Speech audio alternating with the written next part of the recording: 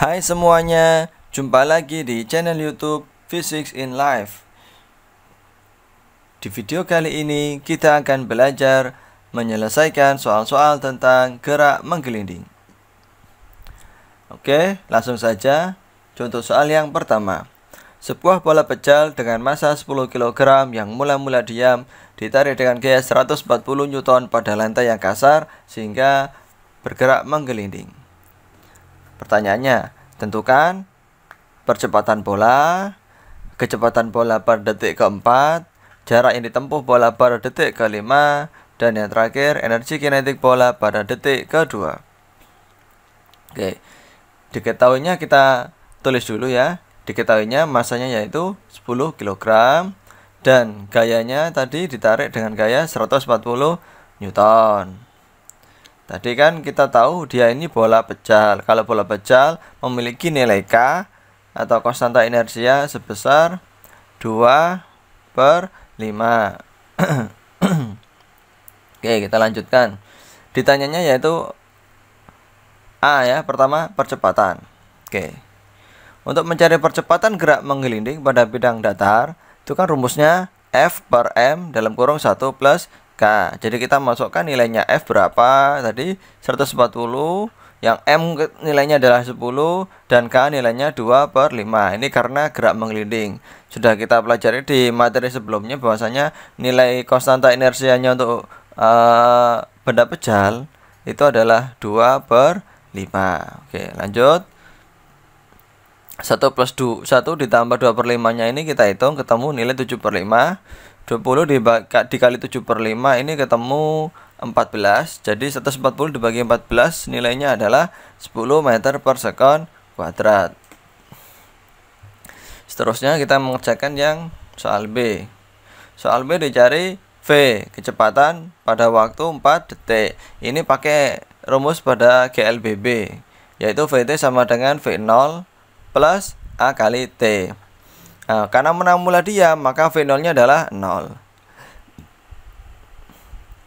Hanya tadi dimasukkan 10, T nya dimasukkan waktunya yaitu 4 ya, ini T nya dimasukkan. Jadi ketemu kecepatan pada waktu 4 detik sebesar 40 meter per sekon. Lanjut soal yang C. Soal yang C itu sama ya, dicari jarak, jadi rumusnya sama seperti soal B, menggunakan rumus pada gerak lurus berubah beraturan pada GLBB. Kita pakai rumus S ya, pada GLBB ketemu rumusnya seperti ini. Terus kita masukkan V0 nya kan 0 ya, dimasukkan A nya dimasukkan, T nya dimasukkan.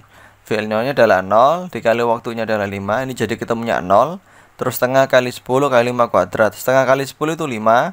5 kuadrat itu 25. Jadi ini ketemunya 5 kali 25 sebesar 125 meter. Ini untuk menjawab soal yang C. Sekarang soal yang terakhir, soal yang D. Dicari energi kinetik. Nah, energi kinetik pada gerak menggelinding itu kan rumusnya setengah mv kuadrat dalam kurung 1 plus K. Jadi kita perlu tahu nilai V pada waktu 2 sekon. Jadi sekarang kita mencari tahu dulu nilai V nya pada waktu 2 sekon. Pakai persamaan GLBB ya, seperti yang soal nomor B tadi. V0 nya itu 0, A nya yaitu 10 ya. A nya percepatan yang didapatkan di soal nomor A nya sebesar 10, waktunya adalah 2. Jadi ketemu kecepatan pada waktu 2 detik adalah 20 meter per sekon. Lah, kecepatan ini yang dipakai untuk menentukan nilai EK, energi kinetik. Rumusnya EK itu kan setengah mv kuadrat dalam kurung 1 plus K.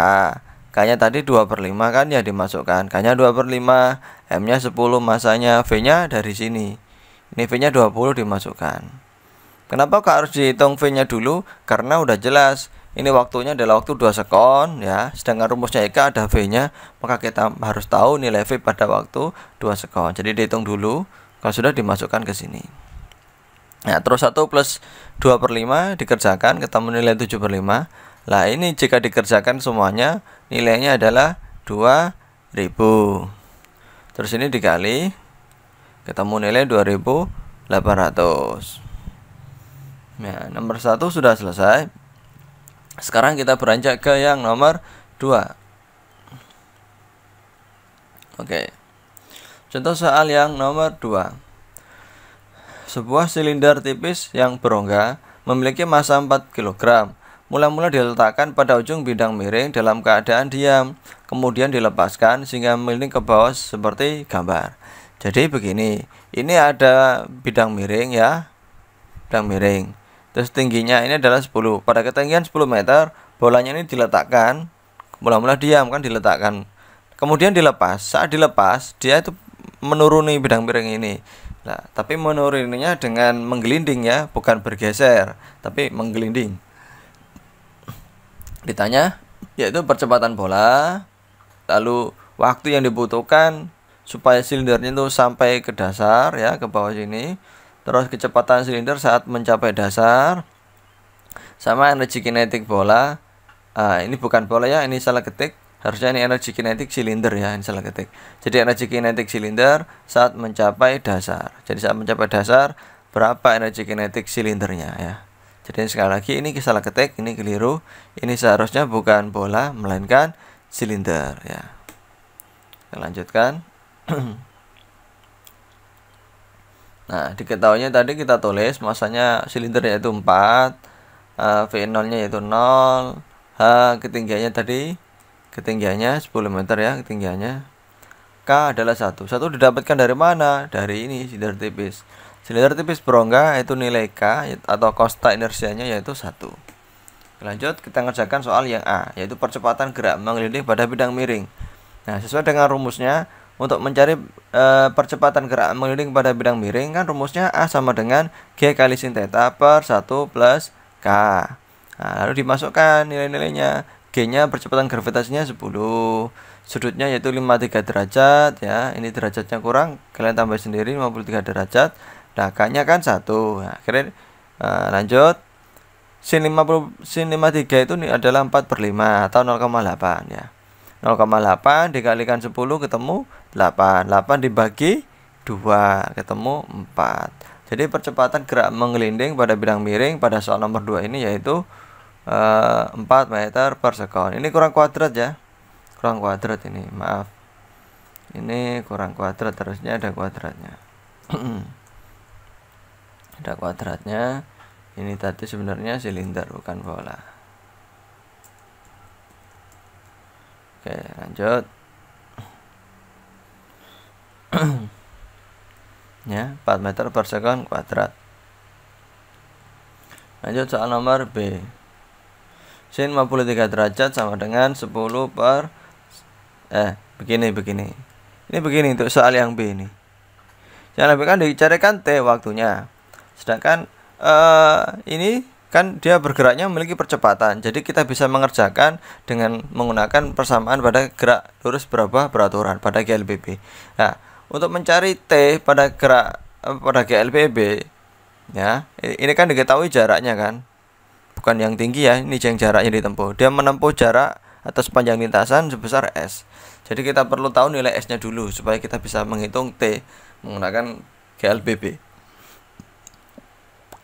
Menurut trigonometri matematika, ya, nilai sinus 53 derajat yaitu sisi yang di depan sini dibagi sisi yang miring. Sisi yang di depan yaitu nilainya 10, sisi yang miring adalah S. Jadi ini menggunakan trigonometri matematika. Lalu kita mencari nilai S. Ya, sin 63 kan 0,8, terus kita mencari nilai S.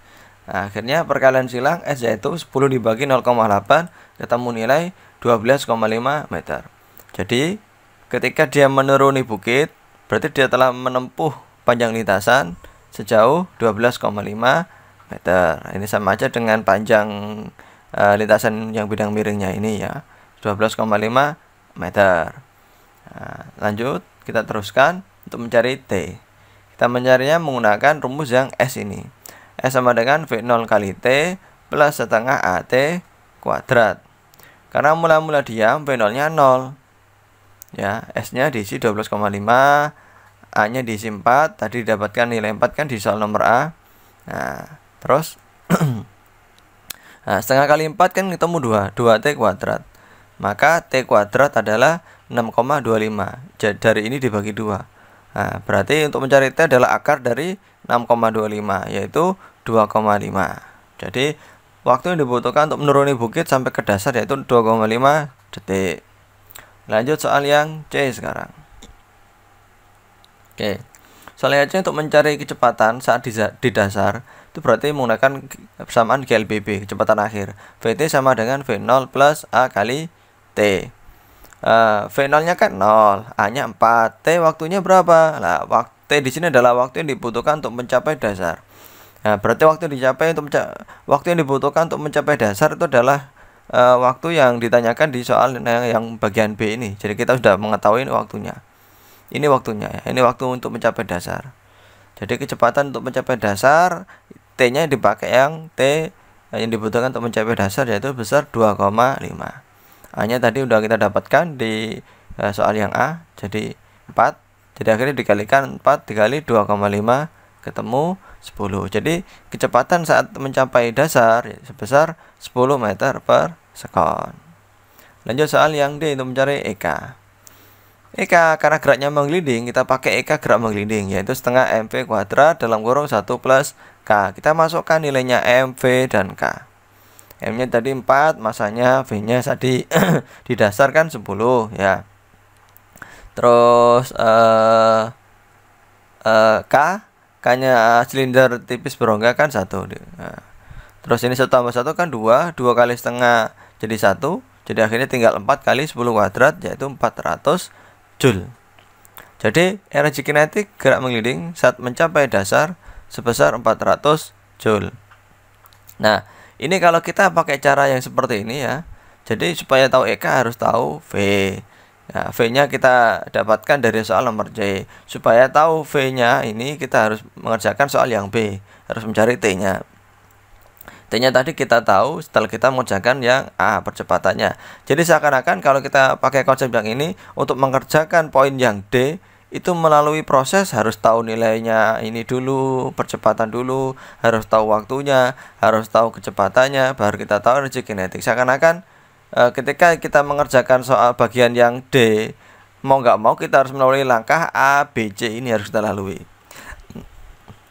Seakan-akan seperti itu. Akan tetapi khusus untuk mencari nilai energi kinetik, kita tidak harus menggunakan konsep yang gerak mengelilingi ini. Karena energi kinetik juga konsepnya sama dengan usaha dan energi. Jadi kita memakai persamaan hukum kekalian energi mekanik. Ya, ini cara yang kedua, cara yang lebih cepat, cara yang lebih simpel untuk mengetahui energi kinetik gerak menggelinding menggunakan konsep energi kekekalan energi mekanik. Nah, ini ya, M1 sama dengan M2 ya. Ini salah ketik lagi. Ini M2 harusnya.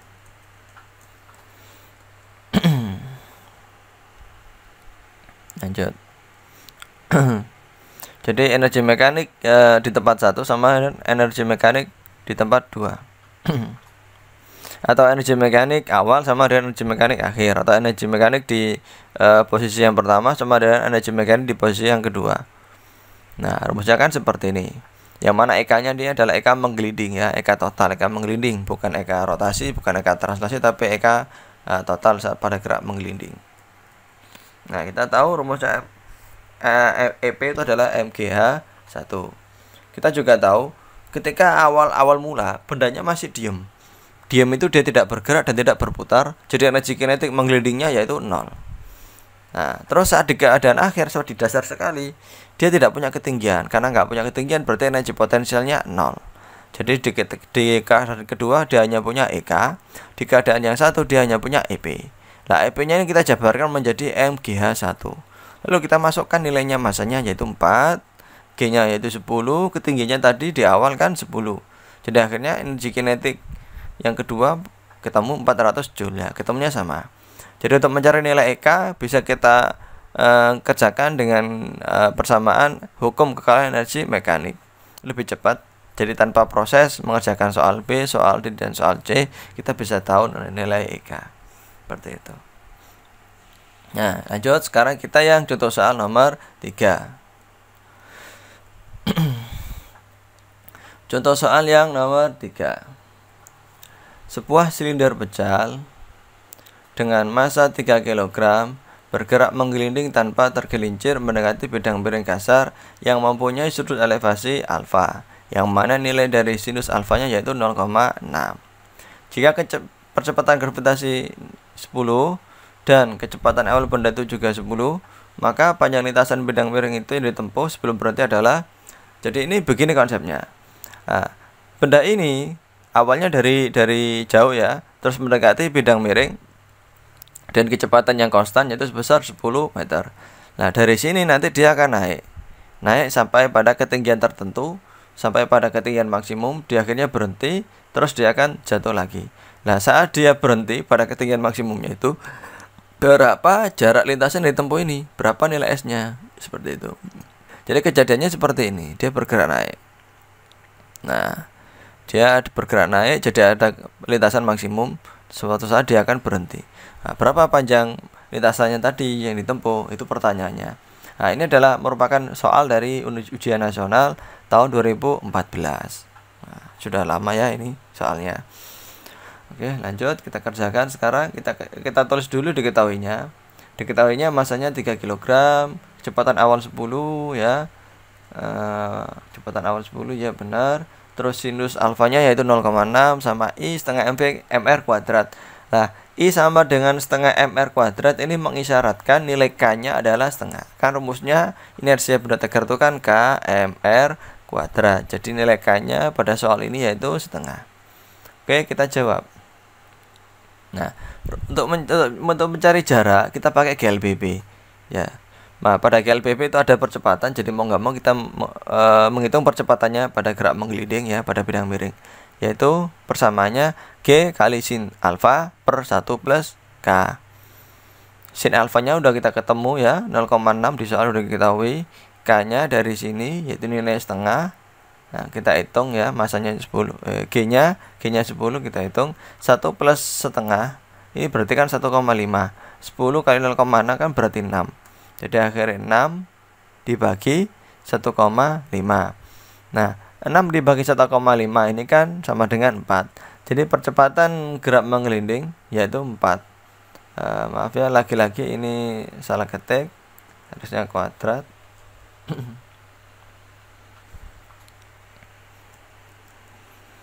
Nah, jadi percepatan gerak menggelindingnya yaitu sebesar 4 meter per sekon kuadrat. Kemudian menggunakan persamaan pada GLBB untuk mengetahui nilai jaraknya ya, jarak panjang lintasan ditempuh. VT kuadrat sama dengan V0 kuadrat min 2AS. Dimasukkan.